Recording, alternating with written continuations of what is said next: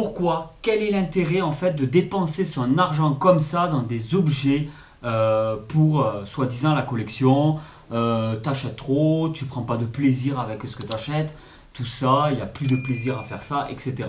Je reçois de temps en temps des messages comme ça de personnes qui ne sont pas du tout dans le milieu de la collection. Du coup, comme ils ne connaissent pas, voilà, ils jugent ou ils essaient de comprendre du moins. Et je me suis dit que cette vidéo sur la gestion de l'argent pourrait être très intéressante. Il y a quand même une certaine façon que je gère mon argent qui fait que des gens qui ont beaucoup plus d'argent que moi ne pourraient pas se permettre d'acheter des pièces à 1000 euros. Donc j'aimerais qu'on en parle dans cette vidéo, faire juste une vidéo comme ça, un petit peu blabla. Donc assis-toi, j'aurais dû prendre un café ou un thé parce que tu vas en avoir pour pas mal de temps peut-être. Et j'aimerais vraiment clarifier en fait certaines choses. Pourquoi aujourd'hui je me mets à collectionner? Qu'est-ce qui se passe? Pourquoi s'intéresser à ça en fait? Je jette inutilement mon argent par les fenêtres. Et bien figurez-vous que moi de mon côté c'est pas comme ça du tout que je vois les choses. Alors attention, je ne donne pas des conseils dans cette vidéo, je donne mon point de vue, ça ne veut pas dire qu'il faut que tu fasses pareil, ça ne veut pas dire que je fais mieux que tout le monde, mais si je peux peut-être aider certaines personnes ou pas, mais au moins en attendant, je vais justifier ma façon de procéder. Pour moi, il y a deux manières de dépenser son argent quand on en gagne, voilà, quand on a une source de revenus. Bon, une fois que tu as tout payé en fait, quand tu es en France, voilà, tu as des loyers ou tu as des crédits immobiliers, crédit voiture, je sais pas, crédit à consommation. Bon, on vit dans un monde maintenant où on a tendance à avoir des énormes mensualités parce qu'on n'a pas forcément les moyens sur le moment d'acheter ce qu'on aimerait et on vit dans un monde de surconsommation. Le truc, c'est qu'en fait, j'ai l'impression que les gens avant étaient beaucoup plus dans du dur, du vrai. C'est-à-dire qu'ils achetaient, en fait, ils avaient chez eux des objets. Je ne sais pas comment t'expliquer ça. En gros, j'ai l'impression que maintenant, tout est virtuel. Je n'ai pas du tout écrit cette vidéo à l'avance, donc il y aura des petits bugs par moment dans mon cerveau. En gros, maintenant, tout est virtuel, quoi. Tout est numérique. Tu as besoin de regarder un film, tu vas le regarder sur la télé, tu vas le regarder sur Netflix, tu vas le regarder sur Amazon Prime, tu vas aller au cinéma le voir, mais il y a de moins en moins de gens qui achètent l'objet en soi-même. Ça veut dire le DVD, le Blu-ray, le 4K, etc. On vit dans un monde où il n'y a plus rien qui existe vraiment de palpable, tu vois, d'objets réels. Ça veut dire qu'à l'époque, on avait beaucoup moins de mensualités. Moi, au collège, je n'avais pas de téléphone portable. Donc déjà, il y a une mensualité en moins par rapport au téléphone portable. Il n'y avait pas Internet, il n'y avait pas Netflix, il n'y avait pas Amazon Prime, il n'y avait pas Disney+. C'était des mensualités en moins. En fait, à l'époque, on avait beaucoup moins de mensualités. Les gens, quand ils n'avaient pas l'argent, ils n'achetaient pas. Et quand ils avaient l'argent, ils achetaient. Maintenant, la voiture, tu peux faire du leasing, donc tu peux louer une voiture. Donc, ça te permet de rouler avec une voiture à 40 000 balles, même si tu n'as pas les moyens d'acheter une voiture à 40 000 balles. Tu as plein de mensualités, c'est-à-dire les gens maintenant, ils ont Netflix, Amazon, Prime. Ils ont plein de sites de streaming comme ça en mensualité. Ils ont des abonnements de ci, des abonnements de ça. Il y a 50 000 factures, 50 000 assurances, qui fait qu'en fin de compte, on se retrouve donc avec notre salaire, et puis derrière il y a des débits, des débits, des débits, des débits, des débits, des débits, et à la fin il ne reste plus grand chose. Ce qu'il faut savoir, c'est qu'en fait ma collection, je considère que c'est un petit peu comme un placement d'argent.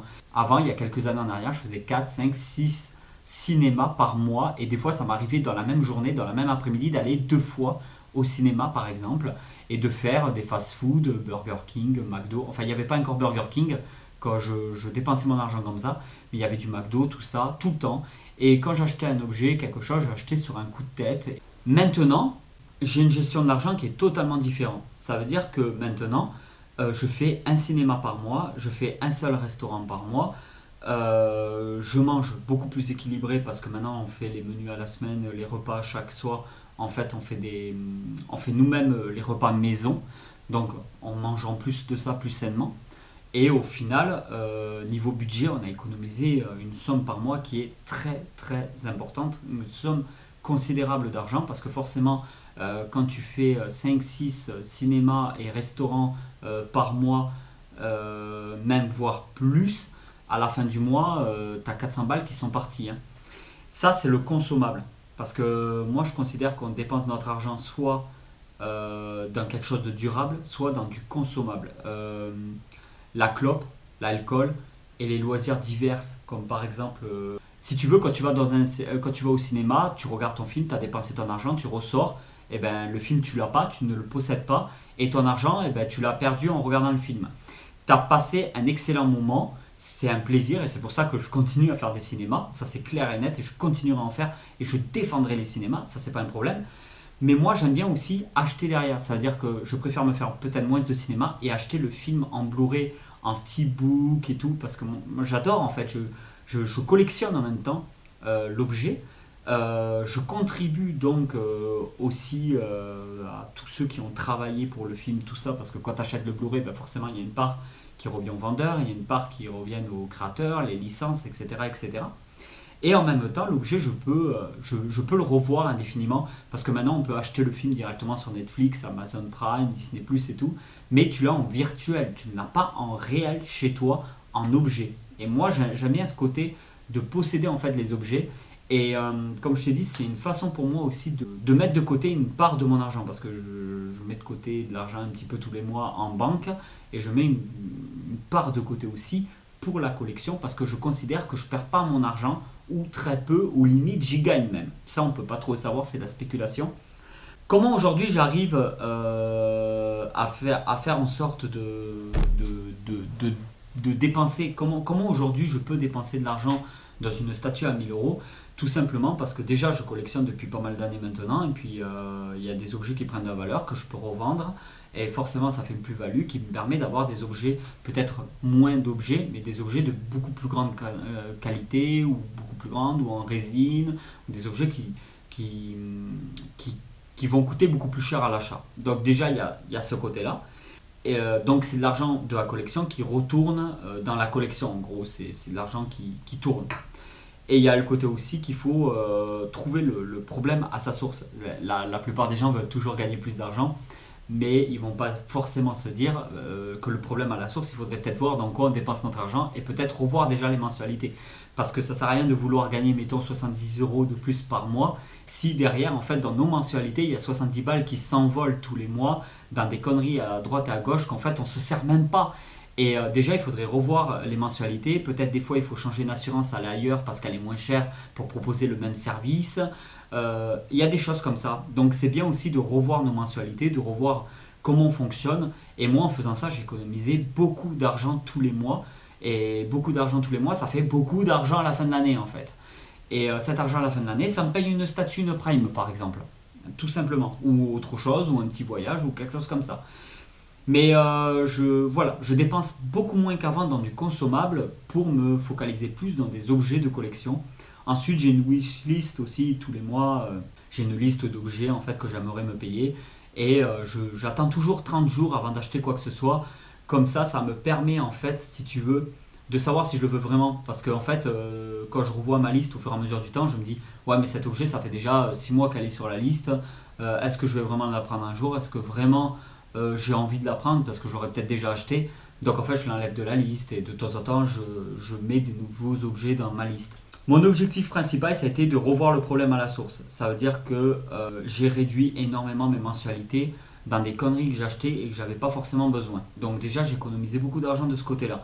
Ensuite, mon boulot ne me convenait plus à l'époque, donc j'ai changé plusieurs fois de travail jusqu'à trouver un travail qui me convenait, avec des horaires qui me convenaient mieux par rapport à ma vie privée, ma vie professionnelle, tout ça. Ensuite, j'ai décidé de cumuler plusieurs sources de revenus différentes de plusieurs endroits. C'est des petites sources de revenus, mais il y en a un peu de par-ci, par-là qui rentrent et tout. Actuellement, j'ai 6 ou 7 sources de revenus différents qui rentrent tous les mois, ce qui me permet en fait d'augmenter mes revenus. Après, ça équivaut à travailler plus pour gagner plus, forcément. C'est des systèmes à mettre en place. Mais croyez-moi, s'il y a bien quelque chose que j'ai compris, c'est qu'on n'a rien sans rien et que souvent il faut faire des sacrifices. C'est-à-dire que si demain tu veux t'acheter une statue à 1500 euros, il va peut-être falloir que tu fasses certains sacrifices, que tu te dises, bon pendant des mois et des mois, il va falloir mettre plus d'argent de côté, il va falloir faire moins de restaurants, peut-être arrêter de fumer, peut-être arrêter de sortir avec des amis, peut-être ou au moins diminuer fortement ces c'est des sacrifices qu'on n'a pas forcément envie de faire, qui sont très difficiles à faire et à mettre en place, surtout quand on a des habitudes. Changer les habitudes, c'est très difficile, surtout pour les Français. Les Français ont vraiment beaucoup de mal à changer leurs habitudes. On le voit d'ailleurs, les problèmes qu'engendre le Covid depuis ces 2 dernières années. C'est vrai que voilà, il y a eu beaucoup de remises en question pour beaucoup de choses. Vous me connaissez par rapport à l'ancienne chaîne YouTube, que de mon côté, j'ai dû faire aussi pas mal de sacrifices pour en arriver là aujourd'hui, et j'en suis vraiment content, quoi. Mais moi, je prends énormément de plaisir à faire ça. Dis-toi que quand tu achètes en fait un objet comme sous licence officielle, comme une NECA à 35 euros par exemple, hein, j'en ai plein des NECA, j'en ai plein des bonnes NECA. Quand tu achètes un produit officiel NECA à 35 balles, c'est très rare quand tu le revends 20 balles. Je te le dis franchement, 10 ou 15 euros, c'est même pas possible en fait. Dans tous les cas, tu revendras, il y a 95% de chances, j'en suis sûr, que tu le revendes au minimum le prix que tu l'as acheté, et après même voire plus cher, même beaucoup plus cher au fur et à mesure des années que le prix que toi tu l'avais acheté. C'est pas forcément de la spéculation, c'est juste que le prix augmente au fur et à mesure des années, le coût de la vie augmente, tout augmente.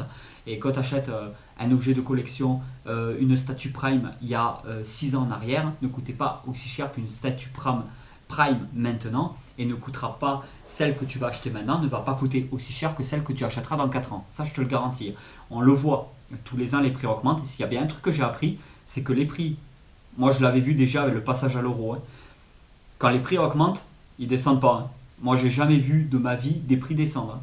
C'est-à-dire, ça monte, dans les magasins ça monte, partout ça monte, mais descendre, moi, je n'ai jamais vu ça, hein. J'ai toujours vu les prix augmenter, flamber. Il y a eu des périodes de ma vie où les prix ont explosé, mais ça redescend pas, hein, ou ça redescend très très peu pour remonter par la suite, hein. Mais n'y crois pas, les prix qui font que chuter et descendre, ça n'existe pas, du moins pas pour les factures et pas pour l'essence, quoi.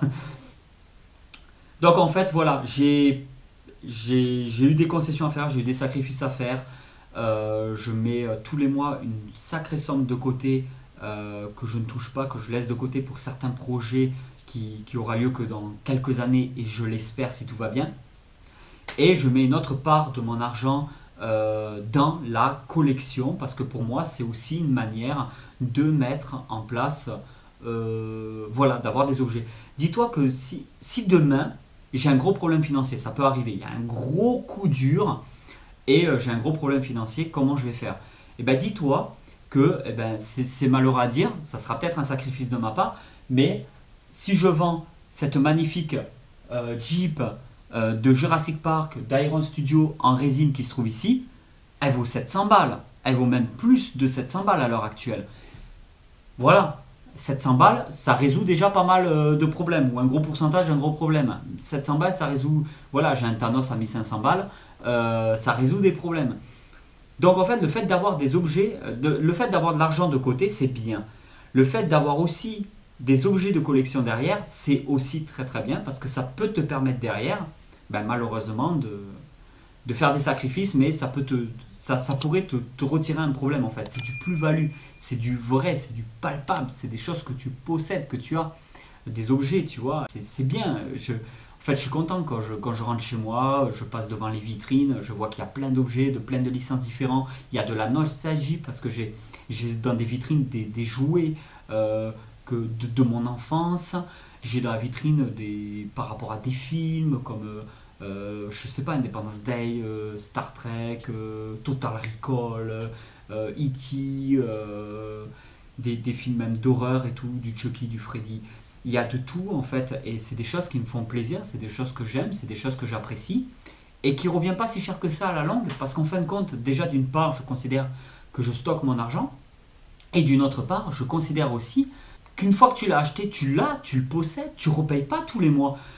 Si j'achète une figurine à 35 euros de chez NECA, le mois d'après, elle m'a juste coûté 35 euros en fait. Le mois d'après, je ne vais pas dépenser 2 euros, 10 euros, 20 euros, 30 euros dedans pour je sais pas, il n'y a pas besoin en fait. Que quand les Français, ça ne les dérange pas de mettre 30 000 balles dans une voiture, j'ai l'impression. Et derrière la voiture, tu sais que déjà il y a énormément de gens qui n'ont pas forcément les moyens et qui achètent des voitures neuves sous crédit. quand tu sais que derrière, il y a des milliers, des millions de voitures d'occasion, et qu'une voiture neuve, ben, la première année va perdre déjà 25%, quoi. Donc une voiture à 20 000 balles que tu achètes neuve, l'année d'après déjà, elle vaut 15 000 balles, quoi. Si je dis pas de bêtises, un truc comme ça. Et après, elle régresse chaque année. Donc en fait, là, je considère que je perds mon argent, et en plus, tous les mois, tu vas payer une assurance, tous les mois, tu vas payer aussi au fur et à mesure de l'année de l'entretien, tu vas devoir changer les pneus, faire des vidanges une fois par an ou des trucs comme ça. Tu as de l'entretien derrière, ça a un coût, c'est un coût financier. Mais tu vas me dire, ouais, mais c'est un plaisir d'avoir une belle voiture, ouais, mais c'est un plaisir, puis on en a besoin pour aller bosser et tout. Et suivant les endroits, tu as aussi les transports en commun, tu as les trottinettes électriques, tu as les vélos, t'as les avions, tu as les bus, tu as tout ce que tu veux. Donc c'est un exemple parmi tant d'autres en fait. J'ai des voitures, j'ai des jolies voitures qui me plaisent beaucoup, j'ai des motos aussi qui me plaisent beaucoup. Mais c'est de l'argent en fait que je dépense tous les mois. Ça se dégrade au fur et à mesure du temps, ça dort dehors, ça m'embête en fait, ça me fait mal au cœur. Que quand j'ai un objet chez moi, dans une vitrine, sur un meuble et tout, je peux le contempler en permanence. Et il me coûte, en fait, sur le long terme, il ne me coûtera pas plus cher quoi. Et au pire des cas, ben, je le revendrai le jour où je le veux plus, mais j'aurai quelque chose à vendre. Et en fait, c'est là où je voulais en venir. Donc, ouais, après, je sais que c'est des sujets à débat et tout. Moi, c'est comme ça que je vois les choses. Je me dis, ben, la personne qui va acheter une voiture à 40 000 balles, en plus qu'elle n'avait pas forcément les moyens, ou qui fait du leasing, ça veut dire qui va louer ça, qui va louer une voiture tous les mois, et ben ouais, mais ça lui appartient jamais en fait. Quand il a fini de louer, il passera sur autre chose, mais en fait, il sera toujours en train de payer. Donc, moi, j'essaie de faire le moins de crédit possible. J'en fais pas, à part crédit immobilier, je ne fais pas de crédit. Quand je n'ai pas les moyens, j'achète pas. Ou j'achète moins cher en attendant pour revendre et faire une petite plus-value et acheter plus cher. Je trouve des solutions comme ça. J'essaye, je mets de l'argent de côté tous les mois depuis que j'ai quasi 18 ans, donc l'argent se cumule tous les mois. Et de temps en temps, je m'achète des belles choses. Voilà. Et je garde toujours une somme de côté en cas de problème pour éviter de vendre mes belles choses. Et je fais comme ça. Je fais comme ça depuis longtemps. Ce que je veux dire, c'est qu'en fait, c'est vraiment pour te dire que je considère qu'en fait, voilà, je place une partie de mon argent dans ma collection. Il y en a, ils vont trouver que c'est de la bêtise. Moi, j'adore. Et puis, je lis beaucoup, donc j'ai des comics, j'ai des BD franco-belges, je lis énormément. J'achète toujours deux trois livres par mois. Et ben, ça se cumule. Au fur et à mesure du temps, ça se cumule, ça se cumule. Et puis, le jour où j'en ai marre, je revendrai les livres. Et ben voilà, ben, ça sera toujours un truc à revendre. Si, si je fais comme avant, je faisais d'ailleurs, hein, des restaurants deux trois fois par semaine, des cinémas tout le temps, des trucs comme ça, ouais, ben après, ben, en fait, je crame l'argent dedans, mais quand je rentre chez moi, ben, j'ai pas plus. J'ai pas de plaisir en fait. Je rentre chez moi, il y a plus rien. Donc là, je suis content, je rentre chez moi, c'est mon univers, c'est mon monde, sur tous les murs, il y a des vitrines partout, il y a des étagères partout, il y a que des trucs qui me font énormément plaisir quand je suis chez moi. Donc même quand il y avait le confinement, que tu restes bloqué chez toi, ben je me sens bien chez moi, c'est comme ça. Ça m'empêche pas de temps en temps de payer pour faire un petit voyage, ça m'empêche pas de temps en temps, voilà. Mais je sais que cette collection-là, en fait, que j'ai, elle ne peut m'apporter que du plaisir et elle peut m'apporter sur le long terme qu'une assurance en cas de problème. Parce que si vraiment il y a un souci ou que j'en ai marre ou que je m'en lasse, j'ai toujours quelque chose à vendre en fait pour pallier à tous ces problèmes-là. Et que dans le consommable, en fait, on a du plaisir sur le moment, mais pas sur... Je pense que c'est bien d'essayer de coupler les deux. De se dire, bah écoute, moi j'ai 300 balles tous les mois dans du consommable, me dire, bah, je vais peut-être mettre que 200 balles ou 150 euros, je vais me mettre 100 euros de côté, je vais me mettre 50 ou 100 euros dans une petite figurine tous les mois, et bah, tu vas voir qu'au bout de 12 mois, tu vas te retrouver chez toi avec 12 Black Series ou 12 NECA ou 12 Marvel Legends, et tu vas te dire, ah ouais, quand même, ah ouais, quand même, un an ça passe quand même assez vite, crois-moi, et derrière tu dis, ah oui, ben ça commence à avancer. Donc tu fais ça sur 2 ans, 3 ans, 4 ans, 5 ans, 10 ans. Le jour où tu en as marre, tu revends une collection de. Tu revends pour des milliers d'euros d'objets en fait. Et là, tu t'achètes de la Statue Prime, de la Sideshow, des choses comme ça. Moi, c'est comme ça que je fais. Voilà, j'ai des petites figurines, j'ai des grosses figurines, j'ai un peu de tout. Je prends plaisir. Peut-être que dans 20 ans, je prendrai plus plaisir à faire ça. Pour l'instant, c'est mon kiff. C'est ma façon aussi de gérer mon argent et de placer mon argent. Je prends plus de plaisir à faire ça et j'en suis vraiment très content. Je ne sais pas si tu avais En fait, si tu voyais le milieu de la collection comme ça, et toi, ce que tu en penses de ton côté, n'hésite pas à me dire en commentaire comment toi tu réagis, est-ce que tu n'es pas du tout dans ce délire-là, ou si au contraire tu trouves que c'est une bonne idée de se dire, bon bah tiens, tous les mois, il faudrait peut-être que je fasse un petit budget, parce que je vous montrais énormément de trucs énormes sur la chaîne qui valent très cher et tout. Il n'y a pas que ça. Et d'ailleurs, je compte faire des vidéos. Si tu es dans la région toulousaine, que tu veux que je vienne faire des vidéos pour présenter des trucs que tu possèdes, peut-être que tu collectionnes des livres, des statues, des figurines, des jeux vidéo, n'hésite pas à me contacter. Il y a une adresse business contact dans la description de la chaîne YouTube. Et peut-être que je pourrais venir te voir pour faire une série ou une seule vidéo sur le sujet, voir toi comment tu penses et tout. Franchement, ça serait, je trouve, super intéressant de voir un petit peu le point de vue de tout le monde. Moi, c'est comme ça que je fais. Je considère que je ne jette pas mon argent à la poubelle. Je considère au contraire que je me fais énormément plaisir. Et il y a le côté aussi nostalgie, il y a le côté les enfants, ils adorent voir qu'il y a plein de choses aussi. Je trouve ça vraiment super sympa. Voilà, moi, c'est mon kiff. Je suis un gros geek. Même sur la chaîne, même sur l'ancienne chaîne YouTube, vous voyez, j'avais toujours des t-shirts Marvel, des t-shirts de dessins animés, des t-shirts de tout, de films, de Spielberg des années 80 et tout, du Jurassic Park, du Ghostbuster, il y avait de tout. En fait, en t-shirt, de temps en temps, je mettais des casquettes aussi, Deadpool, Star Wars, tout ça, j'ai plein de casquettes différentes. Donc j'ai toujours baigné là-dedans, sauf que je le montrais pas sur Internet, forcément, mais j'ai toujours été dans cette nostalgie, dans ce délire un petit peu geek. N'hésite pas à me dire en commentaire toi ce que tu en penses, comment tu vois les choses, est-ce que tu vois peut-être, est-ce que tu acceptes mieux peut-être maintenant le milieu de la collection ou pas du tout. N'hésite pas à me dire tout ça dans les commentaires.